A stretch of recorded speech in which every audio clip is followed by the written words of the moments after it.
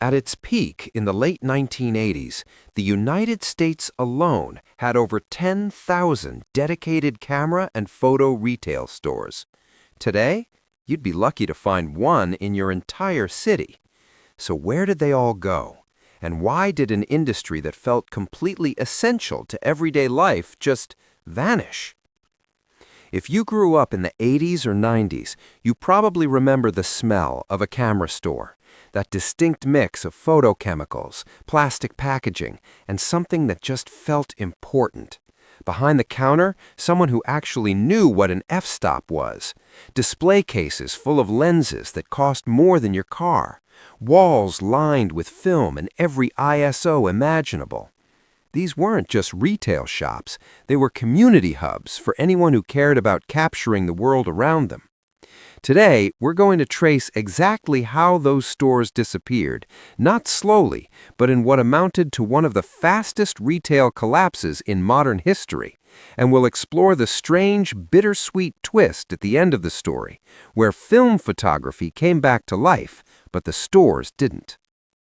To understand the collapse, you have to understand just how dependent the old camera store model was on one single thing: film.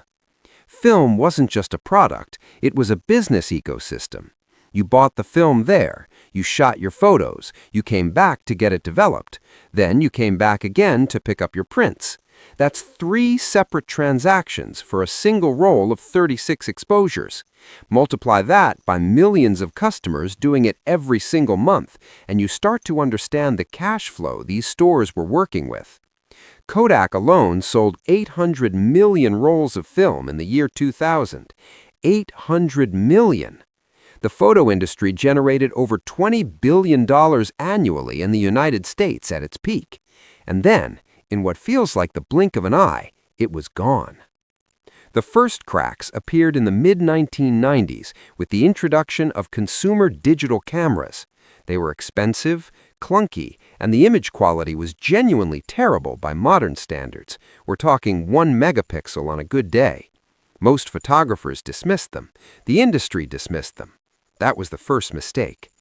By 1999, companies like Canon, Nikon, and Sony were releasing digital cameras that everyday consumers could actually afford and use. The Nikon Coolpix, the Canon PowerShot. These weren't professional tools. They were aimed directly at the same person who used to buy 3 rolls of Fujifilm on a Saturday afternoon. The math changed overnight. Instead of spending money on film, development, and reprints over and over again, you bought one camera and your costs essentially stopped. The repeat purchase model that entire store chains were built on simply evaporated. Between 1999 and 2004, film sales dropped by more than 50%. Stores that had been profitable for decades suddenly had a gaping hole where their recurring revenue used to be. Ritz Camera, which at its height operated over 1,400 locations across the United States, filed for bankruptcy in 2009. They tried to restructure, held on for a few more years, then filed again in 2012 and liquidated almost entirely. Wolf Camera, National Camera Exchange, regional chains that had been family institutions for generations, one by one, they shuttered. But the death blow wasn't even fully digital cameras. It was something none of them saw coming: the smartphone. When Apple released the iPhone in 2007 and when Android followed, the concept of carrying a dedicated camera for casual photography essentially ended for the average consumer. Why carry 2 devices? The camera in your pocket was good enough for birthdays, vacations, and everything in between. And it just kept getting better year after year. By 2012, more photos were being taken on smartphones than on all other cameras combined. The good enough revolution had arrived, and it killed an industry. Online retail piled on at the same time.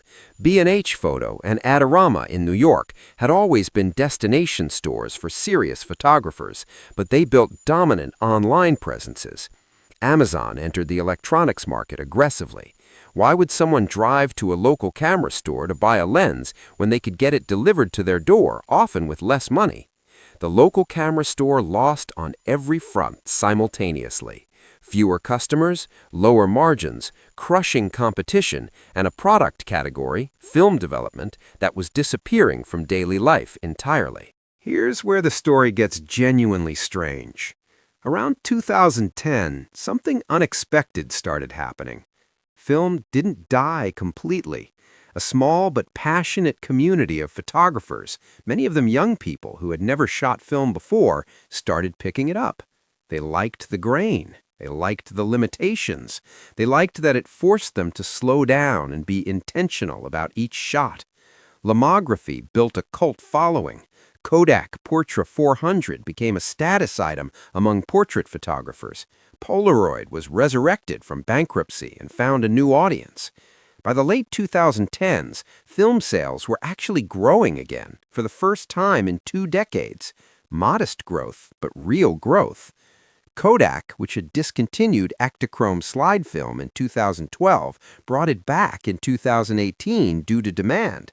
But that sink in. They brought back a discontinued film stock. Today, companies like Kodak and Fujifilm have struggled to keep up with demand.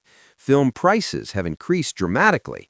A roll of Kodak Gold 200 that used to cost $3 now often sells for $10 or $12, and people are still buying it.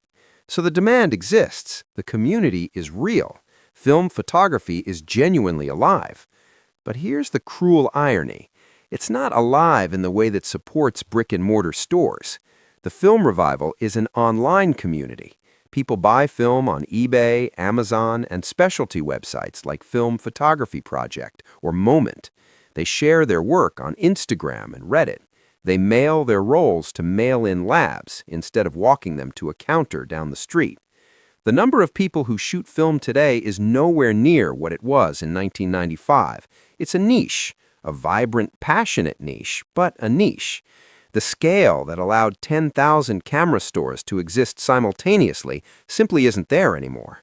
And without that scale, the economics don't work for most physical locations. Some independent stores have survived by adapting. A handful of shops in major cities have carved out loyal followings by combining film sales, in-house developing, photography classes, and community events. Stores like Freestyle Photo in Los Angeles or Burlington Color Lab have found ways to serve the dedicated community directly. But these are the exceptions, not the rule.